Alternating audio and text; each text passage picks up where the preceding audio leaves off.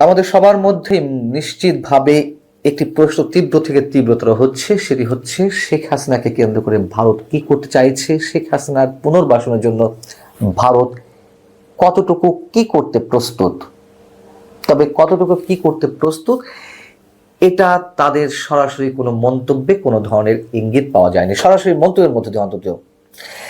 কিন্তু শেখ হাসিনা তার বিভিন্ন সময়ে বিভিন্ন ধরনের অডিওতে আওয়ামী লীগের কর্মী সমর্থকদের উদ্দেশ্যে একটি বার্তা তো পৌঁছে দেওয়ার চেষ্টা করেছেন, তিনি যে কোনো সময় দেশের মধ্যে ঢুকে পড়বেন। কিভাবে ঢুকে পড়বেন? ভারতের সহযোগিতা ছাড়া কোনোভাবে এটি সম্ভব, অথবা তিনি যে আদৌ ঢুকতে পারবেন সেটি নিয়েও প্রশ্ন থাকতে পারে। কিন্তু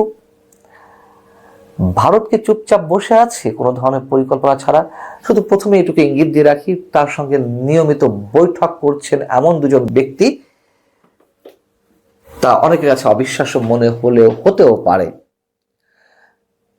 প্রথমে যদি আমরা এটুকু ধরে নিই যে তিনি তো ভারতের রাজনৈতিক আশ্রয় এখনো পাননি, তিনি অতিথি হিসেবে রয়েছেন।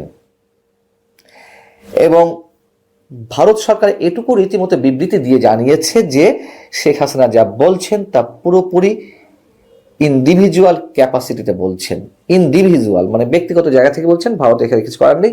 তিনি মোবাইল ডিভাইস ইউজ করে অডিও বার্তায় অন্তত তিনি যুক্ত হতে পারছেন বিভিন্ন সমাবেশে আওয়ামী লীগের, কিন্তু ভিজুয়ালে পারছেন, এটা সত্য কথা। কিন্তু এটুকুই থেকে সব শেষ হয়ে যাচ্ছে? পিনাকরঞ্জন চক্রবর্তী, বাংলাদেশ নিযুক্ত ভারতের সাবেক হাই কমিশনার, বিজেপি সরকারের থিঙ্ক ট্যাঙ্ক, তিনি বলছেন দীর্ঘদিনের পরীক্ষিত বন্ধু শেখ হাসিনাকে ভারত কিছুতেই কোনো বিপদের মুখে ঠেলে দিবে না, স্পষ্টভাবে জানিয়ে দিচ্ছে। এবং শুধু পিনাকরঞ্জন চক্রবর্তী নন, বিরোধী দল কংগ্রেসের শীর্ষ নেতারা পর্যন্ত তারা শেখ হাসিনাকে ভারতের বন্ধু ভাবেন, এবং শেখ হাসিনা ছাড়া ভারতের কৌশলগত স্বার্থ সেটি বাংলাদেশ বা এই অঞ্চলে আর কোনোভাবে সম্ভব নয়, এটিও তারা বুঝিয়ে দিয়েছে। তাহলে এখন কি করছে? শেখ হাসিনার সঙ্গে কারা দেখা করছেন? তার একমাত্র কন্যা সাইমা ওয়াজেদ পুতুল, তিনি নিজেও দিল্লিতে থাকেন। তিনি বিশ্ব স্বাস্থ্য সংস্থার দক্ষিণ পূর্ব এশিয়ার রিজিওনাল ডিরেক্টর। তার মায়ের সঙ্গে কয়েকবার দেখা করেছেন, এটুকু আমরা জানি। কিন্তু একই ছাদের নিচে থাকতে পারছেন না। কেন থাকতে পারছেন না? তিনি তার নিজের দেশ থেকে, শেখ হাসিনা তার নিজের দেশ থেকে পালিয়ে যাওয়া একজন সাবেক প্রধানমন্ত্রী, আর বিশ্ব স্বাস্থ্য সংস্থার একজন প্রতিনিধি হিসেবে সাইমা ওয়াজেদ পুতুলকে তো একসঙ্গে থাকতে দিতে পারে না। খুব স্বাভাবিক, কিছু নমস তো থাকেই। এবং আর কাদের সঙ্গে তিনি বৈঠক করছেন সে বিষয়ে অনেকটাই ধারণা দিচ্ছেন দিল্লির অন্যতম কূটনীতিবিদ, সিনিয়র একজন কূটনীতিবিদ, যিনি পেশায় একজন সাংবাদিকও বটে, নয়নিমা বসু। তিনি বিবিসিকে বলছেন নিশ্ছিদ্র নিরাপত্তায় মরে রাখা হলেও শেখ হাসিনার সঙ্গে কিন্তু ভারতের সর্বোচ্চ রাজনৈতিক নেতৃত্বের মাঝে মাঝে দেখা সাক্ষাৎ হচ্ছে।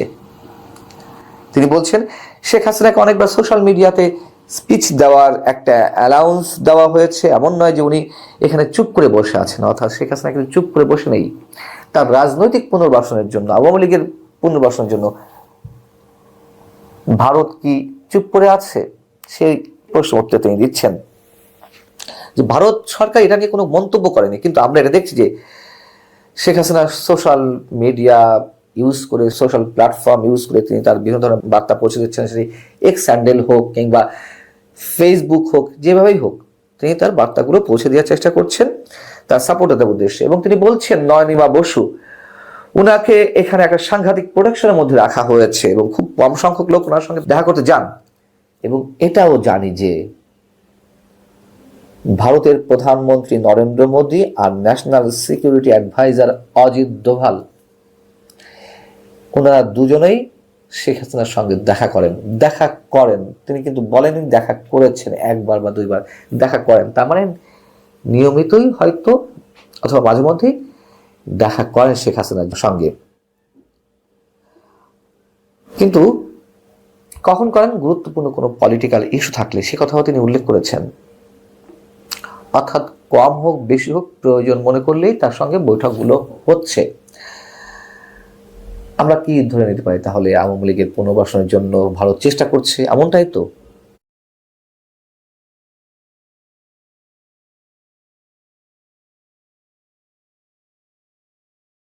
নইলে শেখ হাসিনাকে আশ্রয় দিয়ে রাখা হচ্ছে, এই পর্যন্তই শেষ, তার নিরাপত্তার প্রয়োজন এই পর্যন্তই শেষ, তাকে বন্ধু মনে করা হয়, তিনি ওখানে থাকছেন, নিরাপত্তা দেওয়া হচ্ছে, এই পর্যন্তই শেষ।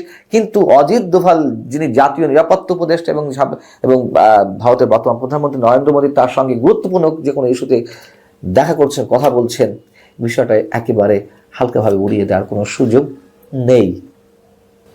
তবে শ্রীরাধা দত্ত, ভারতের ওপি জিন্দাল গ্লোবাল ইউনিভার্সিটির অধ্যাপক আন্তর্জাতিক সম্পর্ক বিভাগের, তিনি বলছেন শেখ হাসিনার পুনর্বাসন বা আওয়ামী লীগের পুনর্বাসনের ক্ষেত্রে ভারতের জন্য খুবই মুশকিল একটা ব্যাপার।